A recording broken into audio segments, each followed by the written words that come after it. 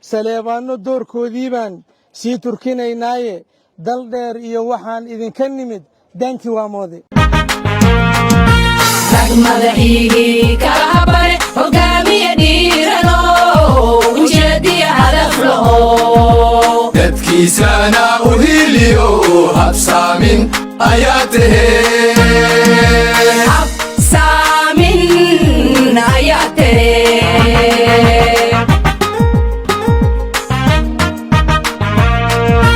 kuwa jira han miyaro cadowga u heeryaro boqonaha naga heeraye hulaab xume yuuna dagin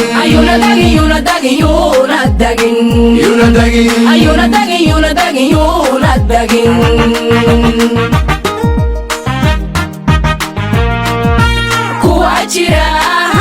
han yaro cadowga u heeryaro boqonaha naga heeraye hulaab xume yuuna dagin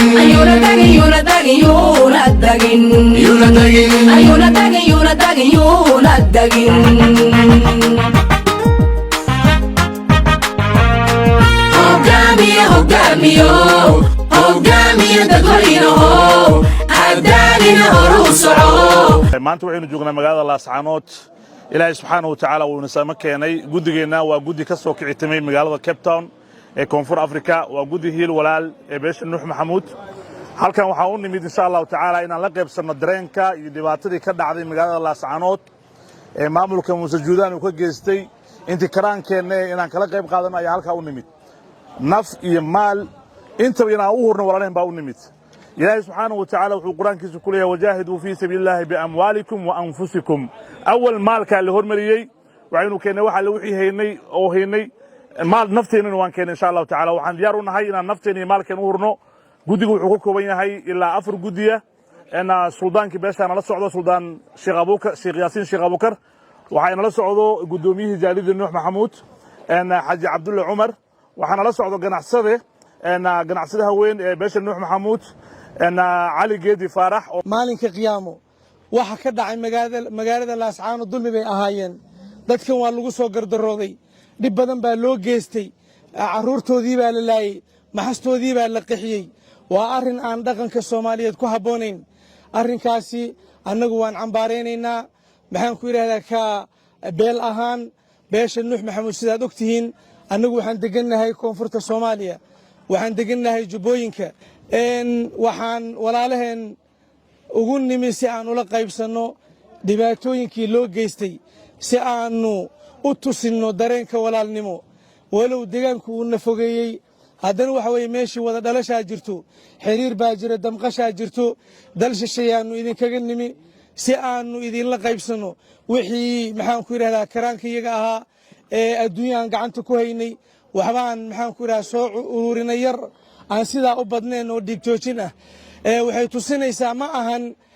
waxa aan keenna qiimuhu ma aha laakiin safarta aan soo galnay iyo meesha aan nimi iyo dareenka aan qabno taasaan filayaa walaalahayo inay ku qancin doonaan waxaan nahay darwiish ka timid daantii bariyeede hadday diriri qadhaadhaato waa laysu soo dumiye qofba wuxuu la duulaa ninkay dir isu raacaanay dusha maxamed joogiye saciid waan isku daraynaaye dusha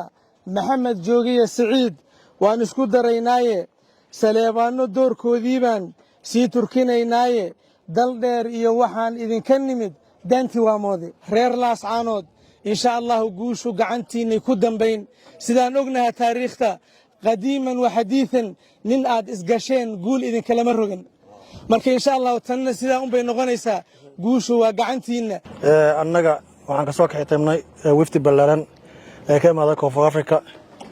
una imaaday dagaalka gardarrada qaawan ay ku soo qaadeen nimanka la magac baxay maamulka Soomaaliland ee warkaca Muuse Biixi taas oo guddiga isu xilqaamay iyo dadka deegaanka ay dirta kala hortageen intii dhimatay oo shahaadada jannadii Allah ka waraabayo inta dhaawacantana Allah u boogadhayo arrinta dad soontiin waxa ka nimaday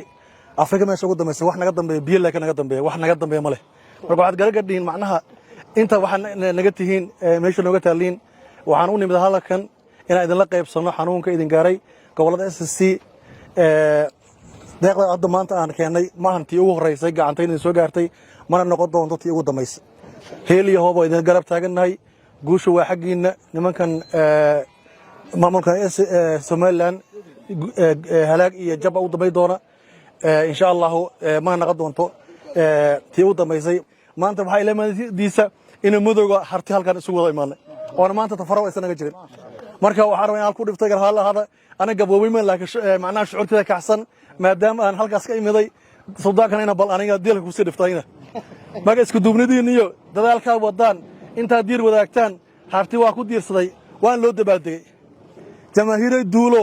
dabargooya huundada daraawiisha ebed ilaa ay ku doodaan iyaga dalbadaya ku duqeeya kaara doon biira qaata dulli magaca sheegta hadday soo diraan isku dirajo weeye ku duqeeya kaara haddaan nahay jaaliyadda nuux maxamuud qurba joogta annagoo jaaliyadda nuux maxamuud oo qurba joogta ka wakiila waxaan halkan ku wareejinaynaa 5 gaari oo raashina iyo gaari booyada waxaan ku wareejinaynaa gudoomiyaha guddiga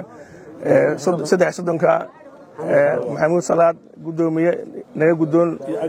iyo aqabdawa deeqdaas naga gudoomiye maanta ay taariikhdu tahay 29 bisha July waqtigan aan hadda joogno waxaan halkan kagala wareegaynaa beesha nuux maxamuud saleebaan ay oo noo keentay deeq raashin iyo shidaal iyo dawo ah jaaliyadahooda kabtoon iyo jaaliyadahooda kaleba iyagoo maaragtay ka xanuunsaday oo ka danqaday dhibaatada iyo tacadiga iyo dulmiga lagu hayo walaalahood reer laascaanood iyo dagaalka dhibaatada badan geystay ee uu Muuse Biixi iyo xukuumaddiisu u geysteen ayay ka soo danqadeen oo haysan waayeen meesha aad garanaysaan oo Cape Town waa Koonfur Afrika meesha u dambaysa halkaasay ka soo gurmadeen waxayna keeneen deeq raashin iyo shidaal iyo dawo ayay walaalahooda ugu soo deeqeen waan u ducaynaynaa waana u mahadcelinaynaa walaalaha reer nuux maxamuud waxaan leenahay jasaakumullahu khayr ilaahay la idin barakeeyo ilaahay subxaanahu watacaala miisaanka xasanaadka idiin saaro waxaad dareenka walaalihiin aad u danqateen ee u soo gurmateen maalkiina keenteen naftiina keenteen haddana aad ciidanka ballan qaadeen tababarka ku jira ee difaaca ka qayb qaadan doona aad baan u soo dhawaynaynaa